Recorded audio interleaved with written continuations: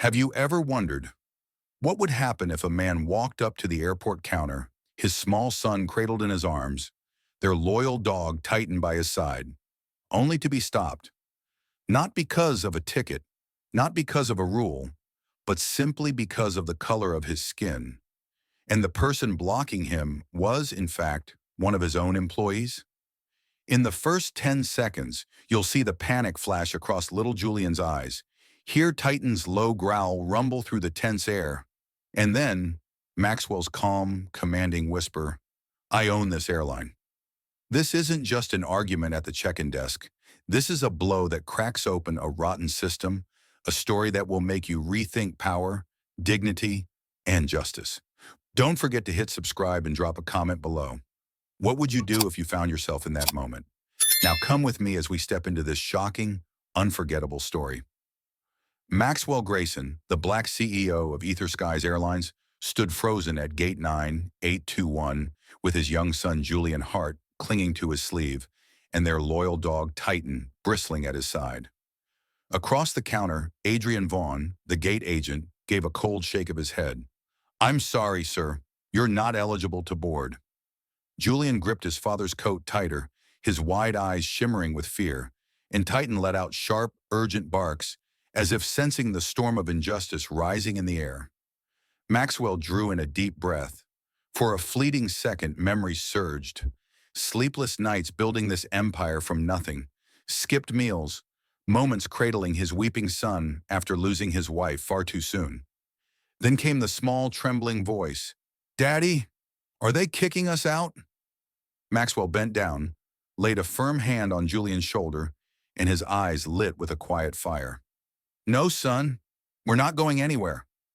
The camera cut sharply to Adrian's stunned expression, just as Celeste Ashford, the shift manager, swept onto the scene.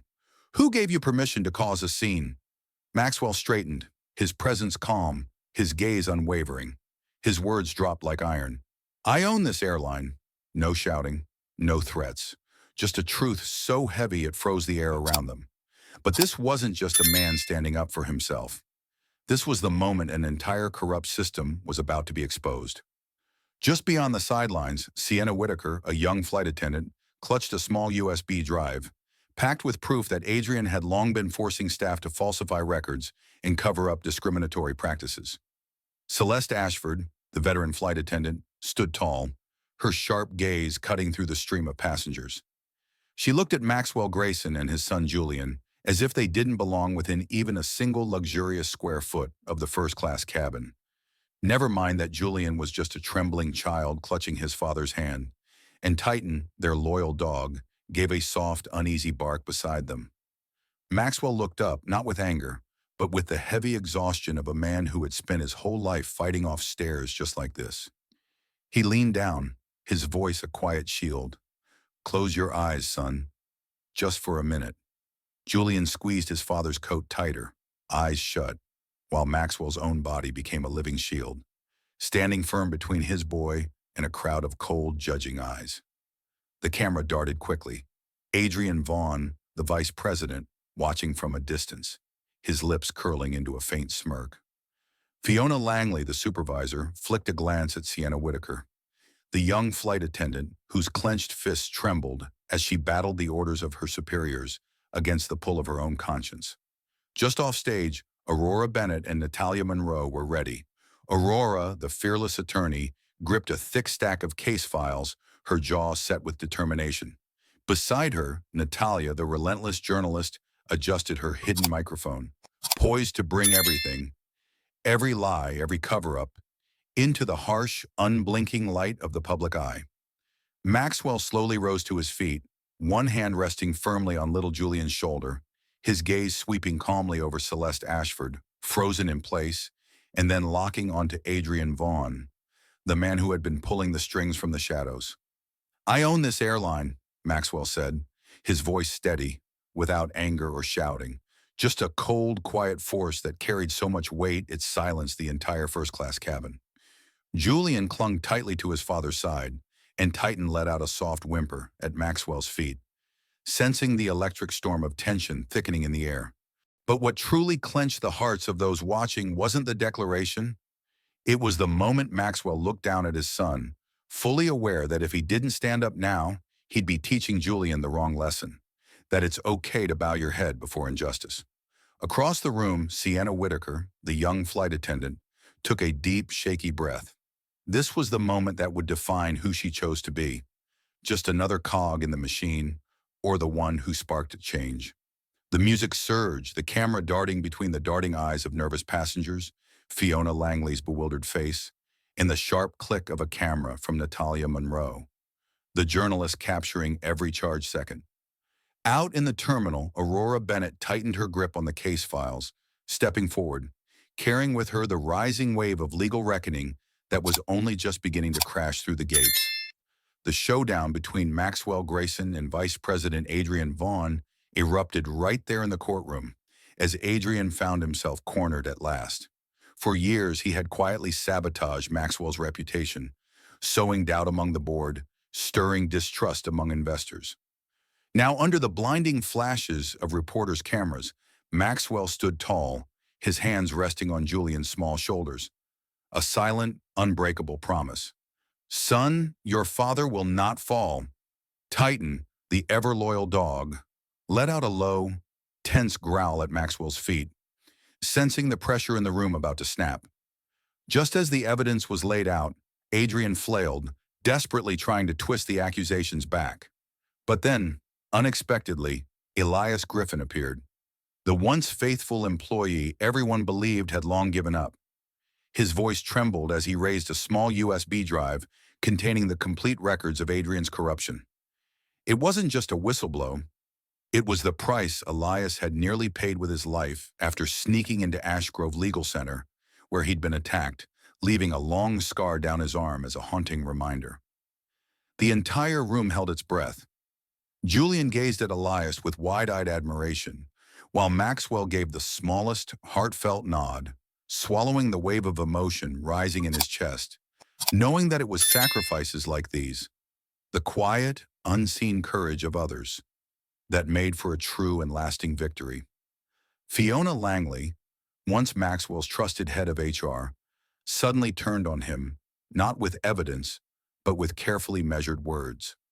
On the witness stand, she skillfully twisted the narrative, accusing Maxwell of abusing his power, claiming he manipulated personnel decisions to intentionally divide the company from within. The entire room fell silent, not because they believed Fiona, but because the weight of those accusations came from someone Maxwell had personally saved from bankruptcy just 6 years ago.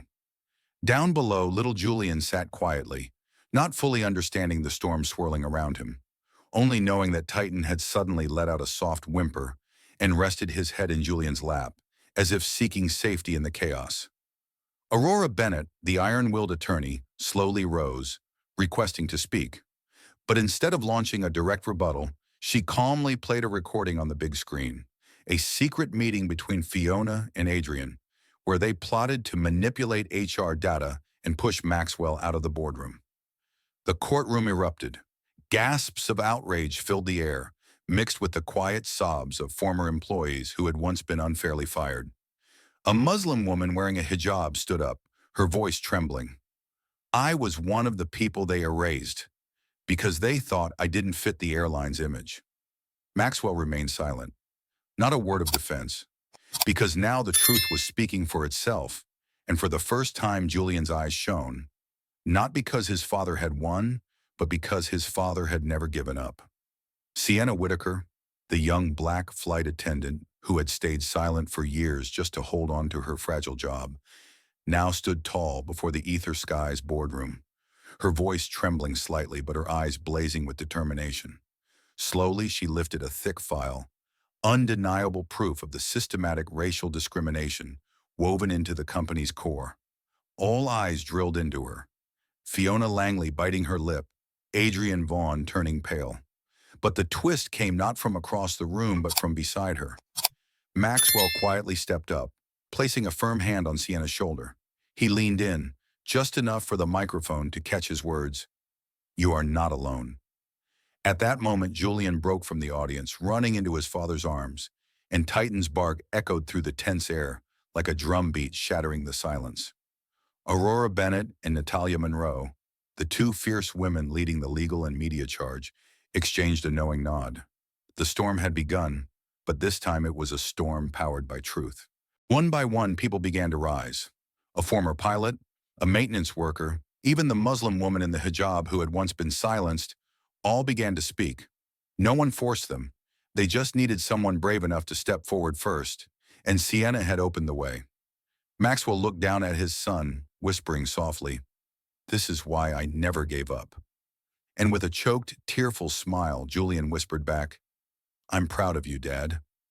Elias Griffin, the former IT employee who had been fired without warning, stood quietly in the courthouse hallway, his fingers clenched tightly around the small USB drive, as if holding the fate of countless people. He knew that stepping through those doors would put his own safety on the line. But when he caught sight of Maxwell sitting inside the courtroom, his trembling hand wrapped protectively around Julian's small fingers, tightened curled faithfully at their feet, Elias knew there was no turning back. Inside, Adrian Vaughn and Fiona Langley still wore smug smiles, convinced they held all the power. But then the doors burst open, and Elias walked in, handing the drive directly to attorney Aurora Bennett. In that instant, the room erupted. Natalia Monroe, the seasoned journalist, immediately caught the signal. The truth was about to explode. Elias turned to Maxwell, his eyes heavy with exhaustion and fear. "I'm not doing this for you," he murmured softly. "I'm doing this for that boy." Maxwell gave a quiet nod, fully understanding. True courage isn't the absence of fear. It's the choice to act despite it. And when the recording began to play, the damning words, the uncovered conspiracies, the raw, ugly prejudice, Adrian went pale. Fiona's hands trembled. One by one, the crowd in the room rose to their feet, their applause swelling like the heartbeat of a collective spirit. This was no longer just the battle of a CEO. This was the battle of every person who had ever been forced into silence. Aurora Bennett stepped into the courtroom, her gaze sharp as steel, though the weight pressing on her heart was immense. As the civil rights attorney leading the historic case against Ether Skies, she knew she wasn't just representing Maxwell Grayson. She was carrying the hopes of thousands who had long been silenced. In her hands was a thick folder, packed with the evidence Elias Griffin had risked everything to bring forward. But Aurora knew documents alone would never be enough. Maxwell sat quietly beside Julian, his hand gently gripping his son's shoulder, as if trying to pass every ounce of courage into that small frame. Titan, the faithful dog, lay pressed against their feet, ears pricked, sensing the crackling tension. Across the aisle, Adrian Vaughn and Fiona Langley smirked faintly, whispering to their defense counsel. But they didn't know. Aurora had come armed with a surprise they hadn't counted on. When she rose to speak before the court, Aurora paused for just a second, drawing a deep breath. Then unexpectedly, she began recounting the stories. An Asian janitor fired without explanation, a Muslim flight attendant demoted simply for wearing her headscarf, an elderly passenger denied first-class service. Small stories, almost forgotten. But now they sliced through Adrian's polished facade like a blade. A hush fell over the room. Aurora's eyes swept from Maxwell to Julian, to every corner of the courtroom. "This," she declared, her voice ringing clear, "is not just a lawsuit. This is our declaration. We are no longer afraid." And as the judge's gavel struck the bench, the audience didn't just hear the sound of law, they heard the pounding echo of their own hearts. Natalia Monroe, the sharp-eyed investigative journalist, stood outside the towering Silvercrest Capitol building, the wind whipping her long black hair as she locked eyes with the camera. Her voice rang out, not just reporting the news but igniting a fire. "Today we are witnessing not just a lawsuit, this is a nationwide indictment of systemic injustice." In Natalia's hands was the thick dossier Elias Griffin had placed directly into hers the night before. Evidence of deleted emails, under-the-table contracts, dirty backroom deals. To protect that file, Elias had fled the state, leaving behind his family, sacrificing his reputation, even his career. The shot cut to Julian standing behind Maxwell, his small hands trembling, but his eyes fierce with resolve. Titan sniffed anxiously at his side, sensing the surge of tension rolling through the courtroom. Across the aisle, Adrian and Fiona clung desperately to their last hope, that the media wouldn't move fast enough. But Natalia had already outpaced them. By the evening broadcast, Maxwell's story wasn't buried in the news cycle. It had shot straight to the national headlines, shattering ratings records.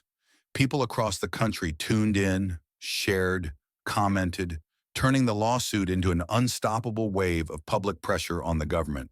And in the center of the frame, Natalia stared straight into the lens and softly vowed, "We will not let this be buried." In that moment, the story no longer belonged to the courtroom. It belonged to the millions of hearts beating together, demanding justice, demanding change. Damian Pierce, one of EtherSky's largest investors, sat stiffly in the high-level boardroom, sweat beading along his temple as the plunging numbers flashed across the screen. Beside him, Nathan Cross, the chairman of the board, gripped the edge of the table, his eyes glued to the live news broadcast. On the screen, Natalia Monroe's unwavering voice rang out. This is the moment when a corporation must finally face the truth. As Aurora Bennett stepped up to the podium, her voice held steady, even as her heartbeat thundered in her ears. She wasn't just speaking for her client. She was speaking for every person who had ever been shoved aside, silenced, or overlooked. Inside the hearing room, Maxwell sat close beside Julian, his hand tightly wrapped around his son's, Titan resting his head gently on the boy's knee. In a brief, tender moment, Julian whispered, "Daddy, are we going to win?" Maxwell bent down, pressing a kiss to his son's hair, his eyes shining with both determination and a flicker of pain. "We have to, son." Backstage, Damian and Nathan knew the road had run out. The actions they had once shielded behind wealth and influence were now being peeled open for the entire world to see. A decision loomed. They would either stand on the side of change or be swept under by it. In a rare moment of internal reckoning, Damian reached for the microphone, cut off the meeting, and rose to face the shareholders directly. "It's time," he declared, his voice ringing out, "to choose where we stand." That crescendo didn't just ripple through the audience. It struck at the very heart of the system itself. This was no longer just the story of a corporation. It had become the story of a society deciding what path it would take next. As the doors of Sunset Edge Villa closed with a soft click, Maxwell leaned back against the wall, exhaling a breath he had never allowed himself to release before. Julian curled up on the couch, clutching Titan, the loyal dog who had now become a living shield, a warm barrier between the boy and the storm raging outside. The dim light cast across their faces revealed not visible wounds, but the invisible ones: exhaustion, fear, and a quiet, relentless resilience. Maxwell walked to the window, staring out into the darkness where the faint wail of police sirens echoed in the distance. He knew they weren't safe, not just from the saboteurs whose faces had been exposed, but from the very system that had long protected those faces. In that moment of helplessness, Maxwell heard the soft whisper of Julian, "Daddy, and will Titan always protect us?" His heart clenched. Maxwell sat down, wrapping his arms around his son and the dog, whispering back, "No, son, but I will." Outside, the villa's closed gate stood not just as a physical barrier, but as the line between a family struggling to survive and a world on fire. And it was right there, in the quiet of that space, that Maxwell made his decision. Retreating was not surrender. It was preparation for the final strike. The story wasn't over. It was only just beginning. Tonight's sacrifice would become the foundation of a tomorrow no one would dare stand in the way of. Inside North Bay Justice Hall, the air was so taut you could almost hear each heartbeat echo off the wooden walls. Judge Owen Blackwood sat high on the bench, his sharp gaze steady, though the heavy weight of the moment pressed visibly on his shoulders. Below, Maxwell gripped Julian's small hand tightly, feeling every trembling breath of his son. Titan lay still at their feet, ears perked, alert in a way that sent a chill through the room. Every eye was locked on one man, Elias Griffin. Elias, the former IT employee, now stood at the witness stand, hands trembling as he held the single recording that could unravel everything. The proof that would bring Adrian and Fiona to justice. But just as he opened his mouth, a sharp sound sliced through the tension. a phone notification, a message, urgent and brutal. His wife had just been threatened if he dared to testify. Ilias froze, his face draining of color. Across the room, Maxwell saw it, that flicker of fear, the weight of a man teetering between truth and terror. And inside, a storm of anger and helplessness ignited. Suddenly, Maxwell rose to his feet, his voice cutting clear through the thick silence. We cannot keep living in fear. If one of us steps back, we all fall. Julian clutched his father's hand tighter, his eyes glistening with tears. Titan let out a low whimper, pressing close to both of them, as if trying to shield them from the weight of the world. And in that breathless moment, the courtroom understood. This wasn't just a trial. This was the final battle between truth and the shadows that had long tried to crush it. As federal investigators pushed open the heavy doors of North Bay Justice Hall, the entire room seemed to freeze in place. Maxwell stood still, Julian clinging so tightly to his father's hand that his small knuckles turned white. Titan let out a soft whimper, sensing the storm about to break loose. One by one, the suited federal officers moved straight toward Adrian, the once untouchable vice president, who now turned pale as the glint of handcuffs caught the light. But just then, an explosive twist no one saw coming shattered the moment. Fiona, his longtime accomplice, screamed loudly, wildly grabbing at a young staffer to use as a human shield. Without thinking, Maxwell surged forward, the instinct of a father overriding everything, stepping between Fiona and the frightened child. In that suspended instant, the world seemed to hold its breath. Titan lunged forward, growling fiercely to protect Julian. Elias shot to his feet, signaling frantically for everyone to stop. Sienna's voice cracked as she screamed for security. And Maxwell, the man who had once been nothing more than a victim of a rigged, unjust system, became in that moment a symbol of sacrifice, fighting not just for his son, but for every soul in that room. This unexpected twist sent the story into its ultimate climax. In the click of cuffs locking around Adrian's wrists, in the panic flaring across Fiona's eyes, and in the shaky, tearful breath of the child Maxwell shielded, the audience understood. This was no longer just a legal battle. This was the fight for human decency, for the unbroken hearts that refused to bow down. While all the bright lights blazed on Silvercrest Capitol, a silent storm was raging at Ash Grove Legal Center. Aurora Bennett and her legal team had held the front lines of the case, but just the night before, everything had nearly crumbled. An unknown group had broken in, destroyed files, and threatened their lives. The district attorney, once a bystander, was now forced to step into the heart of the investigation, facing a dark web of corruption he'd never imagined. Aurora, exhausted yet unbroken, stood amid the ravaged file cabinets, the sleeve of her blouse stained with dried blood from a small cut she got while defending the documents. Natalia, the fearless reporter, captured the moment on camera, her eyes glistening with tears. This was no longer just a paper trail. This was the fight of people willing to sacrifice in silence. When Maxwell received word, he gripped Julian's hand tightly, his eyes suppressing the surge of fear inside. He knew now, no one had a way out. This was no longer about just one man, but about an entire team paying the price together. Then, an unexpected twist burst onto the scene. Aurora, despite the threats, stood before the press and declared she would testify, vowing to bring all the evidence into the light. At that moment, the newsroom fell into a hush, and audiences everywhere realized this was the climax not just of a lawsuit, but of an entire system being laid bare by blood, by bravery, and by the sheer will to never give up. Aurora Hartwell, her silver hair falling loosely around her shoulders, slowly stepped into North Bay Justice Hall, gripping in her trembling hands the testimony she had spent the entire night rewriting. Beside her stood Caleb Whitmore, a prominent businessman, and the elderly couple who had been denied first-class seats that fateful day, all rising together to testify. The courtroom was suffocatingly silent as Aurora's voice cracked. I saw the way they looked at Maxwell, not as a CEO, but as a man they believed didn't deserve respect. Caleb added his voice, underscoring that this wasn't just discrimination, it was a systematic scheme to destroy Maxwell.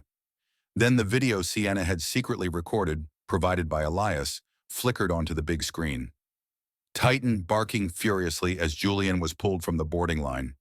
Maxwell's helpless gaze as he clutched his son tightly. Images that sliced straight through the hearts of everyone watching. The emotional peak shattered the room when Aurora collapsed mid-testimony from exhaustion. Maxwell rushed forward, catching her in his arms, his face etched with both pain and fierce determination.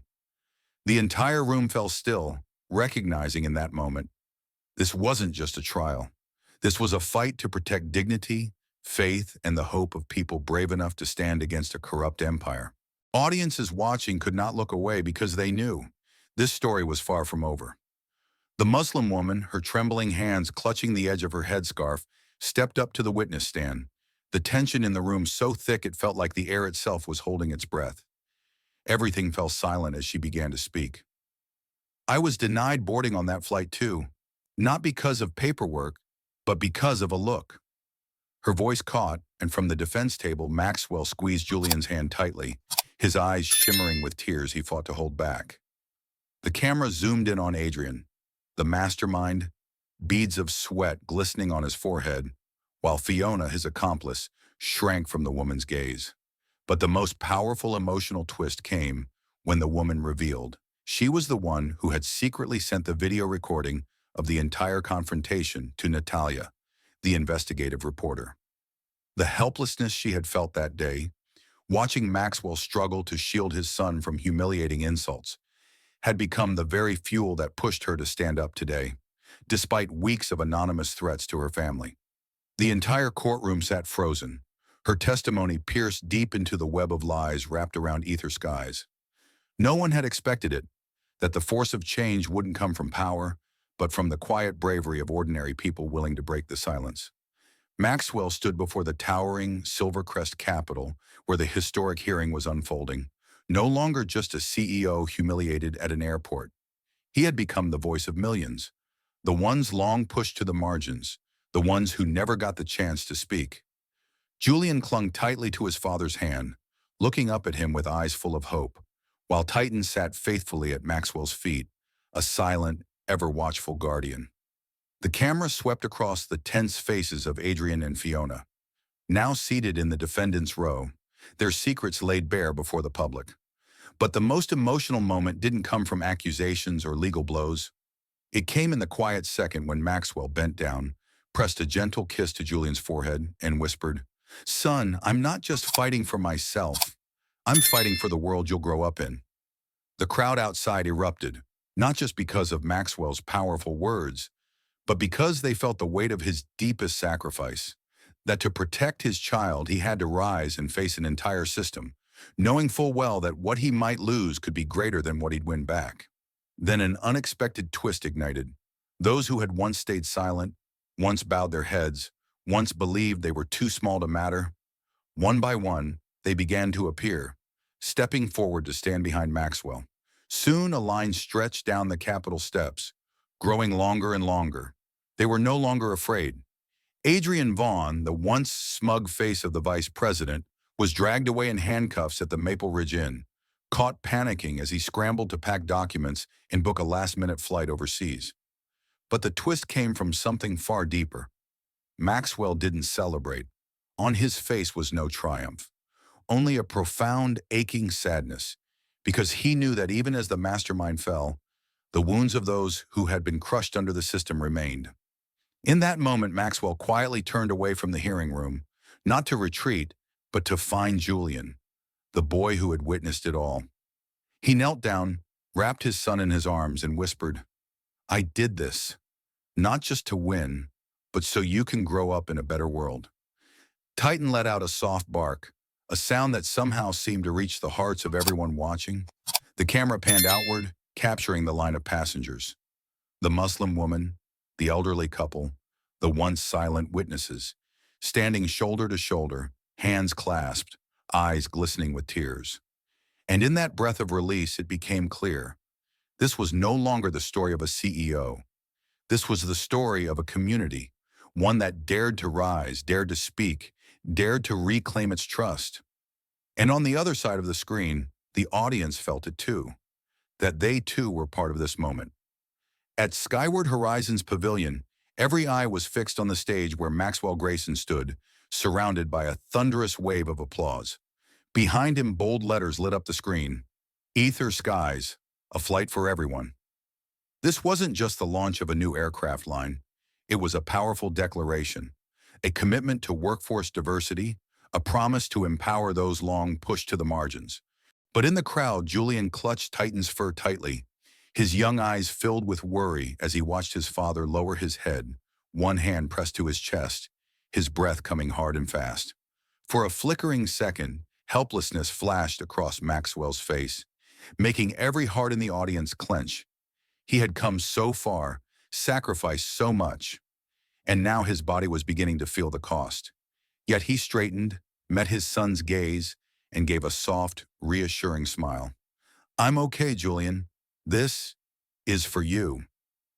And when the little boy ran onto the stage, throwing his arms around his father, Titan barked joyfully, and the entire room seemed to erupt with emotion. The camera panned outward, Aurora Bennett and her legal team being honored, the once quiet witnesses holding hands through tears of triumph. This was the moment no one wanted to miss, where a dream of justice became more than just words, transforming into living, breathing reality. And the audience watching understood. They, too, were part of this story. Maxwell, Julian, and Titan stood beneath the roaring applause, the stage lights casting a warm glow across the face of a man who had fought not just for himself, but for the millions of unseen souls out there.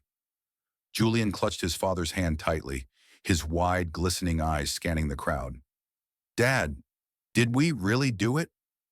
Titan pressed gently against their legs, his tail wagging softly as if to say yes. But only Maxwell knew the true cost of this moment, the sleepless nights, the countless times he almost broke.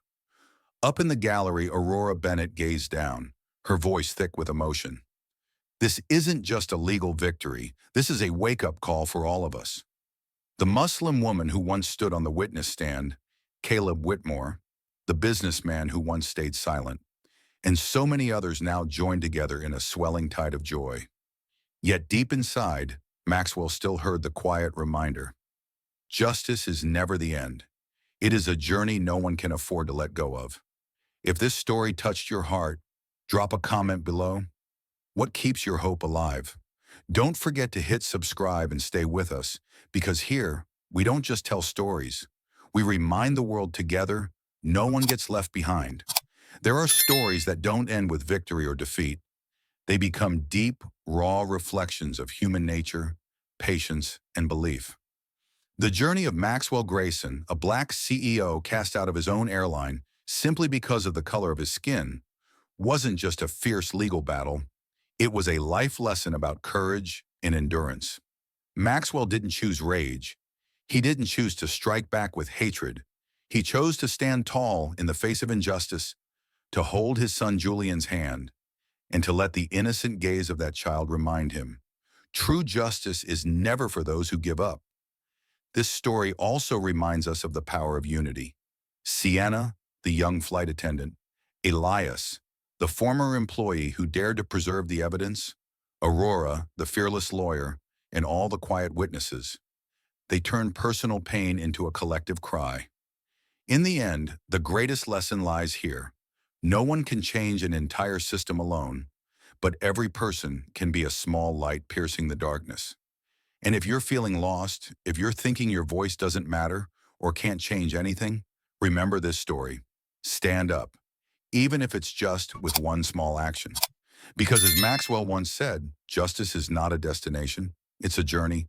And we, each of us, are the steps that make that journey possible.